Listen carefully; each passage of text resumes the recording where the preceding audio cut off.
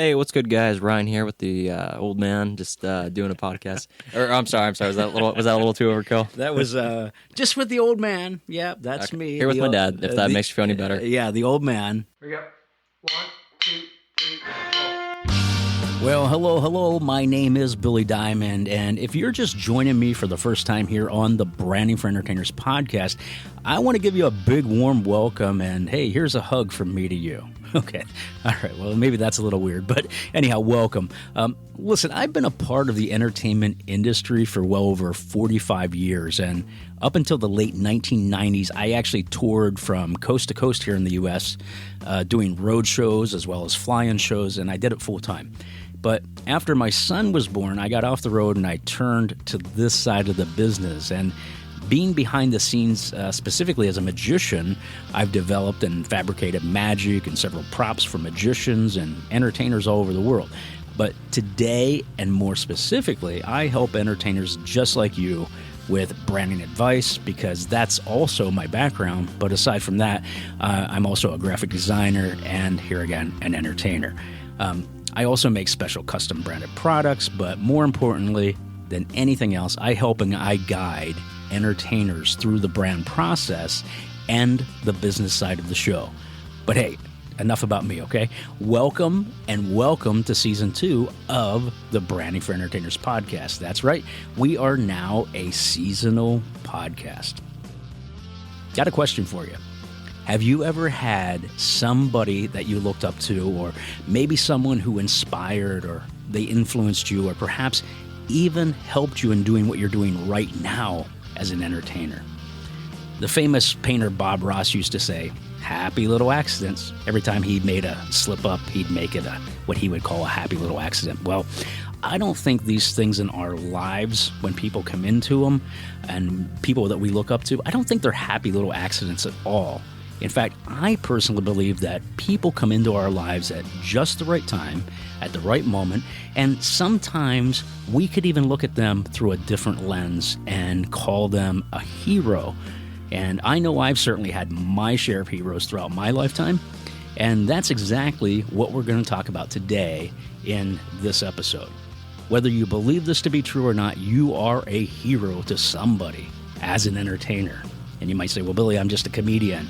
I just do my thing. But I promise you this, you are a hero, and you have to look at it through that lens.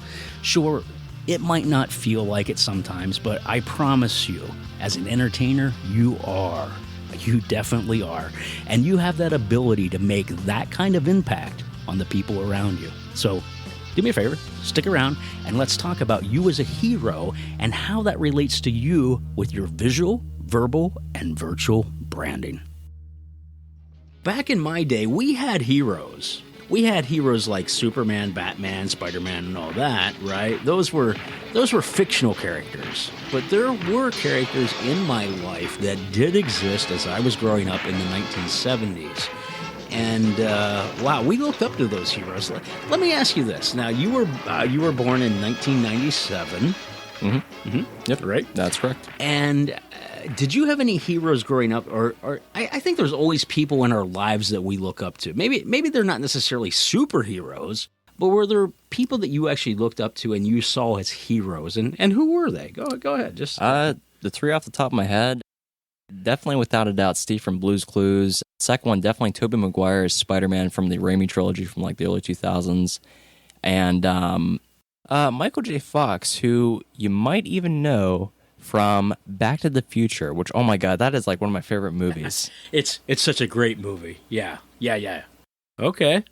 Big, vast difference between all of those, right? You have Steve from Blue's Clues, True, who right. was, right? It's just Steve from Blue's Clues. Right. Okay, but that's funny you'd say him as a hero, but okay, that's fine. That's your perception. I mean, heck, I remember I had the Notebook, I had the inflatable thinking chair as well. Yep. I remember that inflatable thinking chair. Oh, those were the days. I remember sitting in that. I might have even a few drinks in that at some point, but hey. So that's why it popped. So, okay, so Steve from Blue's Clues. Who else did you say? Tobey Maguire. And for those that might know him, especially those of my generation listening in or tuning in, he made his big debut as Spider-Man Peter Parker in 2002, which, wow. Crazy to think it's been 20 years already since the first ever Spider-Man trilogy. That was of Raimi's. And, it's crazy. I think about casting calls, and I saw in like this YouTube thing that Maguire was actually supposed to play the Harry Osborn role, and it was supposed to be completely backwards. This is even crazier. What I'm about to say is the fact that I idolized Tobey Maguire so much that as a kid, I actually, much like in the movie, I actually used to wear his Halloween costume right underneath my clothes, even as awkward as that might sound. That's actually pretty funny. So you not only tried to be Spider-Man, but Peter Parker as well. And here's what's very interesting to me. Tobey Maguire could have actually had a whole different career based on that casting alone. He could have. As Spider-Man or vice versa, whatever. So you had mentioned also Michael J. Fox, which many know as Marty McFly from the trilogy Back to the Future. What's the meaning of this?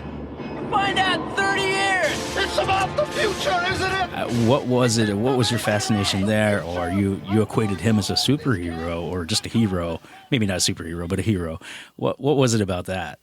I actually had a middle school phase where I tried to dress up just like him. I'm really hearing a reoccurring theme here of you dressing up like these characters. Yep, exactly.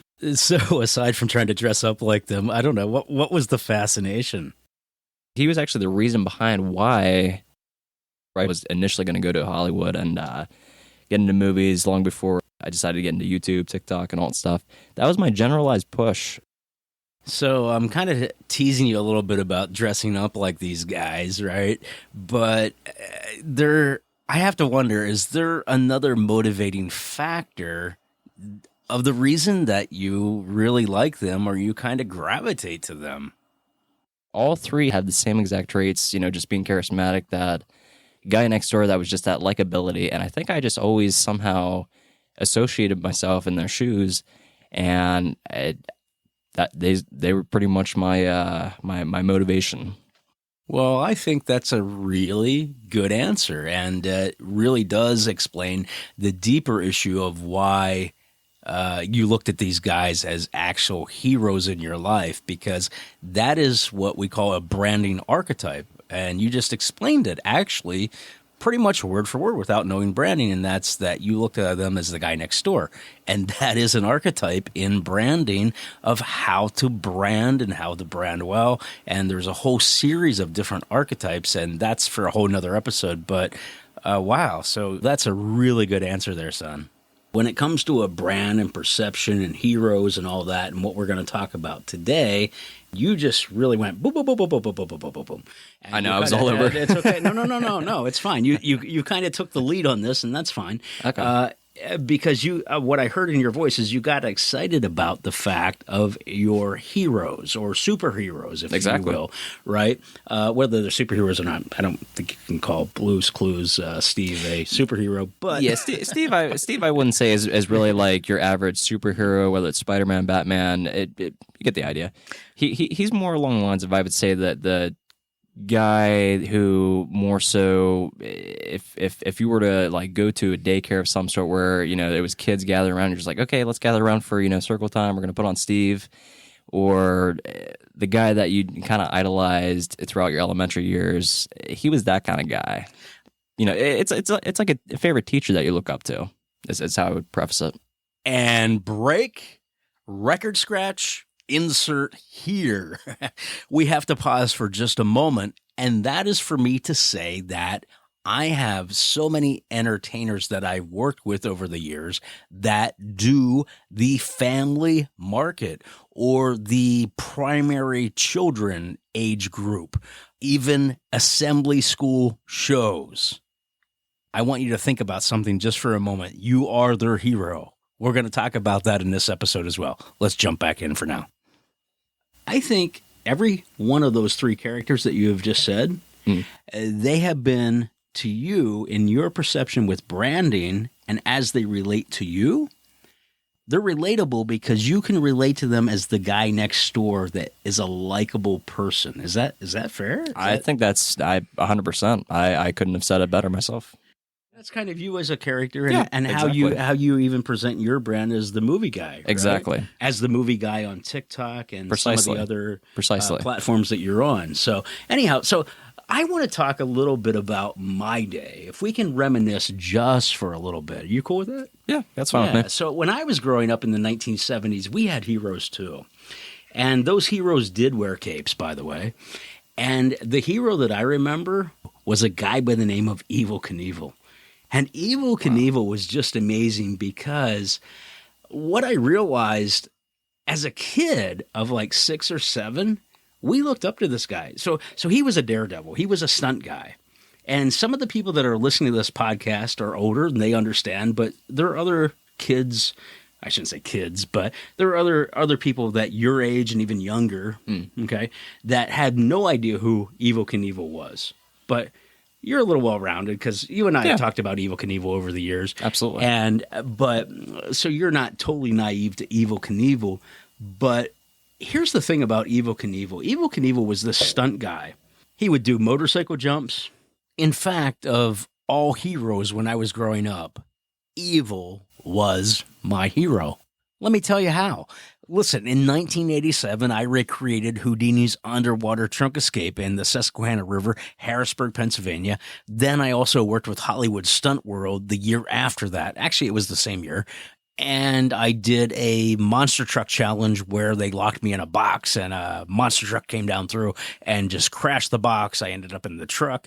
So, listen, all this was attributed to Evel. Yeah, my hero. Other than television, the 3 television stations or 3 television networks that we had when I was growing up, I never had a chance outside of that television realm to go see Evel Knievel. Never had a chance to meet Evel Knievel. But as somebody who does this full time now as an entertainer, I would have the questions that I would say are probably even my 6-year-old self. And it would probably sound something like this. Mr. Knievel, my friends and I, we play on our bikes all day. We jump ramps. We take our big wheels out, and we try to emulate you. You've inspired me to be an entertainer. You've inspired me to be a daredevil. What advice can you give me? I'd just like to make a statement to the maybe young daredevils in this country. Remember, do it with years of practice and the best equipment and all of the best engineering and know-how you can gather. Be a pro. Practice. Don't be a show-off. Become an artist. And always remember, it's not how loud you can sing, how fast you can drive or ride, or how far you can jump. It's how you go about it. And that's exactly what I did. I took his advice to heart as a little kid. And by the way, I was in Idaho last year around this time. I was at Snake River Canyon. And Evel Knievel tried to jump that back in September of 1974 when I was just a little kid. And you know what? He failed. Yes! Robert Craig Knievel did not clear the 1,600-foot Snake River Canyon. He has landed in the Snake River. The family, and we're racing around to them now. And you know what I remember most as a kid? We did not remember failure moments. We looked up to these guys as superheroes. And by the way, if you were a boy in the 70s, you were probably an Evel Knievel fan, just like me. Somehow, some way, we never focused on the failures that a guy like Evel Knievel had. We were just more concerned whether he'd get back up and give us hope and try again. And I think that gave me a lot of longevity in my own career when times were tough to just pick yourself up, man. Brush your knees off. Get back up. Do it again. Evel did that for us. And I know I'm going down a trip down memory lane here. However, I think it's really important that somebody out there is listening right now that really needs to hear this. You're a struggling entertainer. And you need a hero. Well, I can't be that hero, but what I can be is the conveyor of a message. And this is something that Evel, my hero, said back in October of 1975. And this was his message to the audience. And I think this is such a great message that we all can just simply step back and really hone in and listen to, regardless of where we're at in our career. And it's so inspirational. But it means more even to me because he was a hero to me. And it reminded me of all the times in the failures of my career where it's like, just get back up. Listen to what he said. I'm not a quitter. When you're down in life, you have to realize that life goes on and that you too have to go on, that you have to get up, that you have to keep doing it, whatever your chosen profession is that you might do yourself. I think that's a really great message, and I think that's something that we should all hold on to.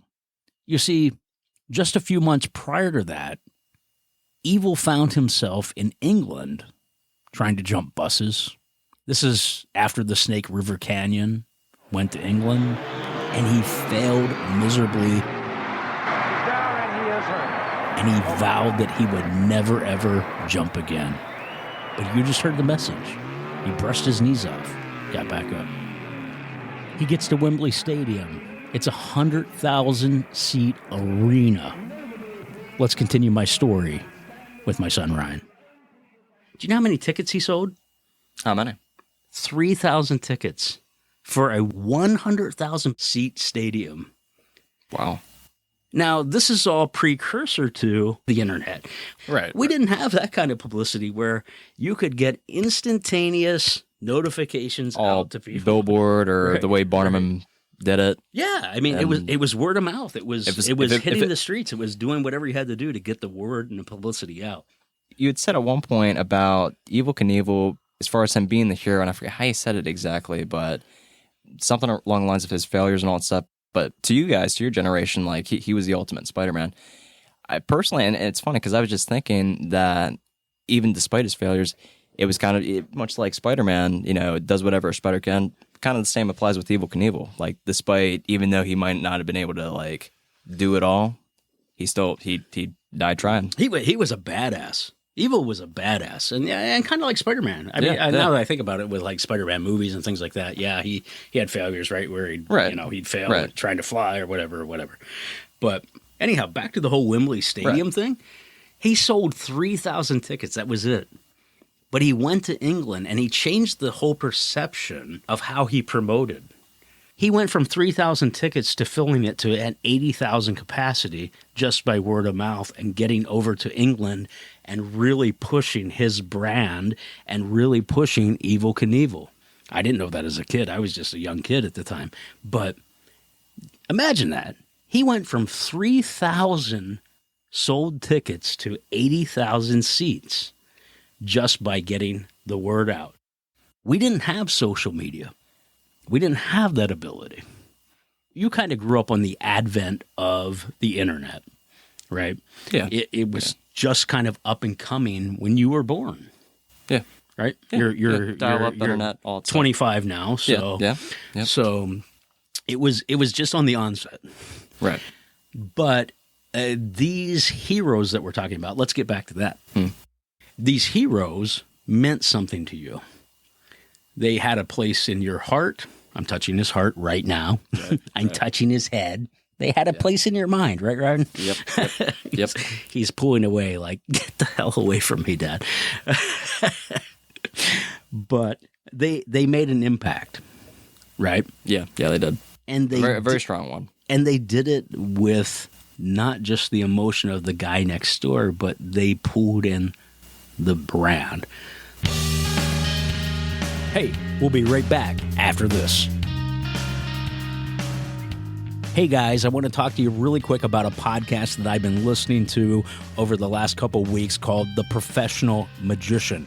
Don't let the name fool you because this is really about show business. My new friend, Chris Johnson, is amazing. Not just an amazing podcaster, but here again, I don't want to pigeonhole this by saying magician or professional magician podcast. I don't care what kind of business you're in the entertainment industry, you're going to glean so much from this podcast as Chris interviews different people in the industry. Here again, specifically magicians or different school entertainers, things like that. However, I promise you, you're going to get so much good content as you listen to it. And by the way, I'm also going to be on an upcoming episode of the podcast as well, but that's neither here nor there. What I'm really excited about is that Chris and I are going to be working together, but that's a little bit of a secret for now. I'm not going to let the cat out of the bag just yet. Meow. But here's what I will tell you is that aside from being a school assembly entertainer, Chris is an amazing copywriter, and anybody who knows what I do, and we talk here on the podcast about your visual, verbal, and virtual brand, well, I'm really good at the visual side.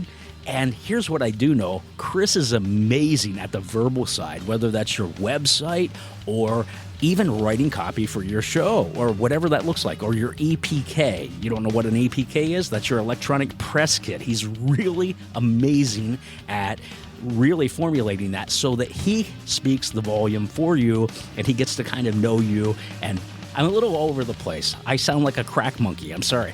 But my friend, Chris Johnson, go check him out and go check out the Professional Magician Podcast, anywhere that you listen to podcasts. In the meantime, let's get back to our episode. Here's a little segment I think you're going to enjoy as we talk about your virtual branding. Let's do that right now with ventriloquist Landon Harvey. Virtual viewpoint with Landon. It's time to talk about our virtual brand, and that's the part that is any of our presence that we have online, whether that's our website or even more specifically, our social media. And for those that might not know, Landon is a professional ventriloquist as well as a puppet maker, and he's actually amassed a TikTok following of well over 1 million fans, and that's why I consider him to be an expert when it comes to the virtual side or even the social media side of your brand. Landon, thanks for taking time to chat with us here on the podcast today. Oh, I'm happy to help you anytime, Billy.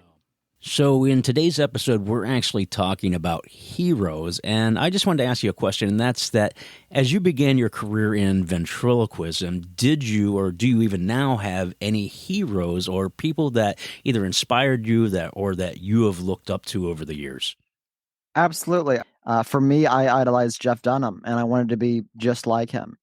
I often tell people that my idol was David Copperfield and that I idolized him so much that I wanted to be just like him as well, just like you're saying about Jeff. But let me ask you this. Why is it that you think that as entertainers, not as humans, but just as entertainers, when we get started in this, whatever direction that is, for you, it's ventriloquism, for me, it's magic. When we first started that, why is it that you think we want to be like our heroes or we feel the need to imitate their brand? Any thoughts on that? From an analytical standpoint on entertainers, we want to be like our heroes because their brands have already been established. We're familiar with who they are, and it's worked so well for them that that's what we cling to, and we want to emulate it. I think that's how a lot of people begin. You admire and you want to mold yourself after what someone else has done until you discover who you are on and off stage as a performer. I think you hit the nail on the head with that for sure. And I also personally believe, too, that when we're first starting out, we have these insecurities, right, where we just don't feel near as confident. So I think that plays into it as well sometimes. But how do you think we become the hero of our own brand? And what does that look like? How do we get there? And how do we, again, become the hero of our own destiny and our own brand? I think at a certain point you have to stop worrying about the people that you idolize and thank them to yourself that they've inspired you. But you have to look into yourself and your show or your social media, what you're doing on there, which is what I had to do. And I had to say, what makes me different? What allows me to stand different from all the other ventriloquists on this app? And what do I bring to the table? And I studied my comments. I reached out to some fans and said, why do you follow me? And I learned who I was through the creation of my brand on social media. Here's a question for you, and that is, because you are a ventriloquist and you have these different characters, I would be willing to bet that they're not the brand. They might be part of the face of the brand, but you're the brand. Is that correct? Absolutely, Billy. When I began, I thought, okay, I'm going to push the puppets and that's what I'll be known for. And then I realized people follow me because it's me and the puppets add on to my personality. And so now everything is the Landon brand and how I'm perceived. And then the puppets are something additionally onto me. That's excellent. Hey, as we wrap this up, I used to believe, or was under the belief, that social media was the place that you would go to, in my case, sell products, and, or in another person's case, really sell their services. And I've since realized that that's not really true. Could you do us a favor and tell us how to effectively use social media, or more specifically, you gained 1 million followers. So how do you use your social media, and on a really elementary approach, if somebody's just getting onto social media or they don't know what to do with it? Give us an example of how that looks for you. Yeah, well, through social media, I follow a lot of people that don't necessarily have a talent, but they might comment on different things going on in the news or just be goofy on screen. And I like to kind of fizzle myself down to that. Can I just be that? And then anything else that I do is additive. That way they can get to know me first. I do that on the live streams. I come out and I kind of give an update on what I'm working on, whether it's funny or not. And then I bring out the puppets so they get to know me a little bit better. And I think that that's important because people connect to people, and people can tell if you're genuine or not. They're very, especially with social media and everything going on, they can really pick up on it. And so you don't want to seem fake. You want to seem true, but you also don't want to seem like you're fronting for a certain audience. So being true to yourself at the same time, taking it in every once in a while, take everything with a grain of salt, but looking at your followers, seeing what they're saying, or even during a live performance. So there's a lot of self-awareness that you have to have.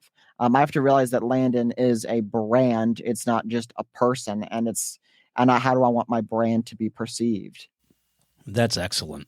So, Landon, as we close this segment out with you, is there anything else that you'd like to maybe add to or speak about as it relates to heroes, or perhaps even what you've learned over the years with your own brand? Just a little tidbit of information for us.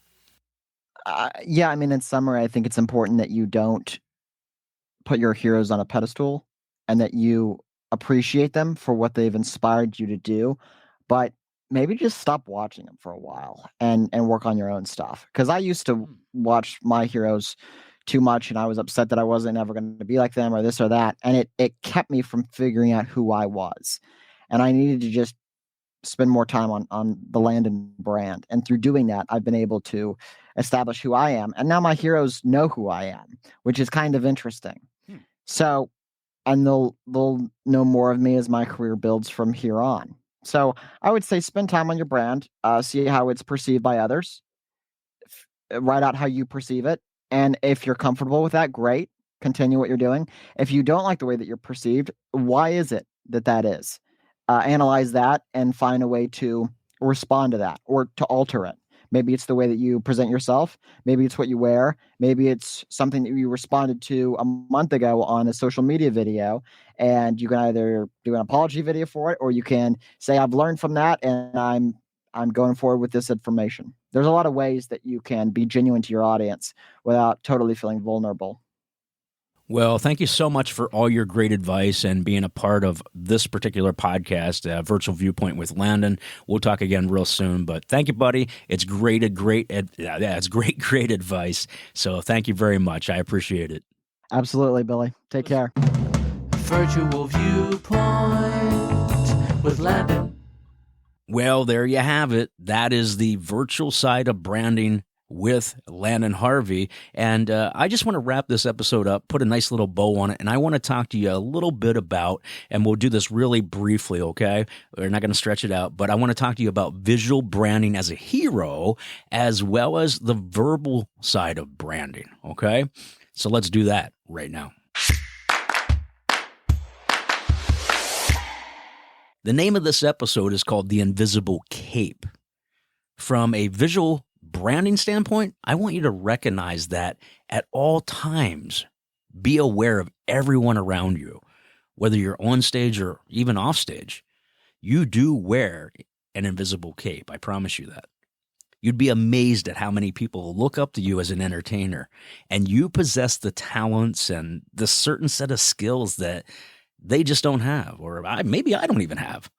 And I think that's a really great place. It really positions you in a wonderful, wonderful light. And you have the ability to influence and impact these people, whether they're young or old, and just as my heroes have done for me over the years. So as we perform more and more, what I've also found is it's super easy to become complacent and just kind of go through the motions of doing what we do all the time. And we kind of tend to take it for granted. So step back. Visual branding is that instant and quick perception that people believe to be true about you, whether it's true or not. It's their perception.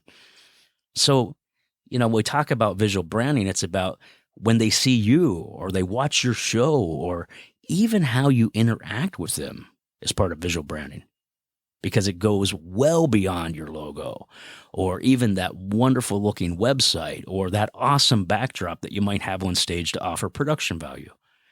Visual branding really comes down to this. Visual branding is about you, the brand. Many times you are your audience's hero. Well, I found it very interesting within this particular episode talking about heroes, how Ryan's perception of his heroes versus mine were so vastly different. And that comes down to the voice of a brand or the verbal side of branding. When I asked him why those particular heroes, he said something to the effect of it was their character and likability. They reminded him of the guy next door. For me, it was Evel Knievel. As I went back to edit this podcast, I realized that I said Evel was a badass. He is a rebel. Now, in psychology, these particular voices are known as archetypes. It's the voice of your brand. And coincidentally, and this goes a little deep on a psychological level, but this is so true, Ryan's voice and how he projects himself as a person is exactly him in real life. He comes across as the guy next door. He's the guy that everybody likes. Now, me, on the other hand, I am absolutely of the rebel brand or the rebel voice. I'll tell you exactly what I think. I'm not going to mince words, and I'm just going to get straight to the point, even at the cost of offending others. Now, I'll be the first to admit that I'm not very politically correct, okay? That's just my personality and my voice of who I am on stage as well as off stage. Now, isn't it really interesting, though, that sometimes when it comes to our voice and our personality, we take on the persona or the character of the people that we either do look up to or have been in our past that we look to as heroes. Interesting, huh? So I would like to ask you, what's your voice? How do you come across to your audience verbally? And when I say voice, I mean both spoken and or written. So your voice, just in general. And have you ever given it much thought to what that voice sounds like on a receiving end, whether that's your audience, buyer, whatever? Or are you just simply conveying the voice that you think that your audience and your buyer want to hear? I promise you, if you're tackling it that way, you're getting your brand message wrong. Now, if you're interested, I do have a free tool that will help you. This isn't a sales thing, so I promise you this is free. A couple years ago, I came up with a brand personality quiz when it comes to knowing and understanding the voice of your brand. And by taking this easy quiz, you're actually going to find out really quick what your voice should sound like and how it should be portrayed. Now, maybe you think you know, but I'd love to challenge you to take this free quiz to see if I'm right. When I was developing it and testing it to make sure it worked okay, I had Ryan take this, and I took it myself, and we did this multiple times in the testing process, and we ended up with the same results every single time. guess what it said every time we took it? It said that he is the guy next door and that I'm the rebel. How about that? Well, I don't think it's an accident that his heroes or my hero lines up with our personalities. So anyway, if you want to try this quiz and check it out, not only will it tell you the voice of your brand, but you're going to get a free report that's about 5 pages long and how to use that voice to your advantage with your marketing and your branding. And I'll put a link in the notes section of this podcast episode, but you can also find it at brandingentertainers.com/your brand voice. There are no spaces between the words your brand voice. Again, that's brandingentertainers.com/your brand voice. Well, that concludes this episode of the Branding for Entertainers podcast. If you enjoyed the podcast and you haven't done so already, please be sure to subscribe so that you get notifications every time a new episode's available. Until next time, I want to remind you to not only be a hero, but to live your visual, verbal, and virtual brand. My name is Billy Diamond. I also want to thank my son, Ryan, for taking time with us today. Hey, Ryan, thanks for doing your part. Can you take us out of this episode? Mail time. Here's the mail. It never fails. It makes me want to shake my tail. I just lost it. You'd think as a millennial I would know this. You'd think as a millennial / 90s kid I should know this stuff by heart. Here's the mail, it never fails. It makes me want to wag my tail. When it comes, I want to wail.